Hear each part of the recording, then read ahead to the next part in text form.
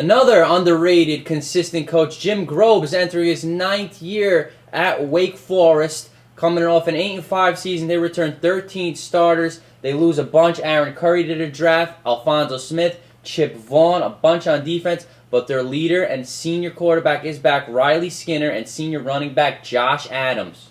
Like, wow, they returned 9 starters on offense. That is impressive, especially with the type of offense Grove runs. Ball control, more ball control. I like that. 4 seniors on the offensive line.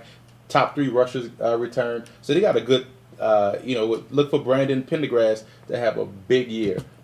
They only lose Brinkman, the wide receiver, and DJ Bolden, and everybody else comes back. And guess what? They get back left tackle Chris DeGear, who was suspended for the year last year for academics. Defensive side of the ball, Boo Robinson, their nose guard, he anchors that defense. You can't play defensive football without a good front 4, and Boo Robinson is awesome. 5 sacks. That's impressive coming from a nose tackle.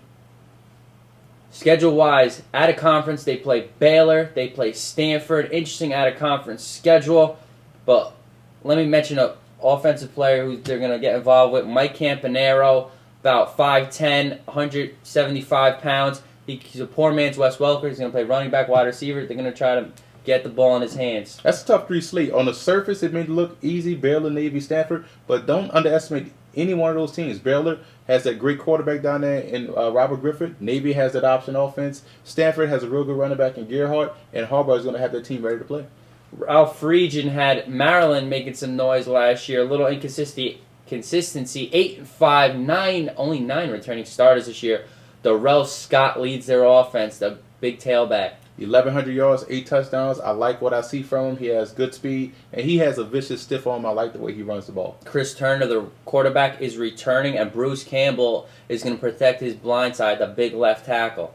And there's an inexperienced offensive line, so they have to get that offensive line situation squared away real quick because they lose Hayward Bay. Ralph Friedgen loves to run play action, and without their big star that they lost a year ago, that offensive line has to protect up front. Only 4 returning starters on the defensive side of the ball, led by New Jersey native middle linebacker Alex Wojcik.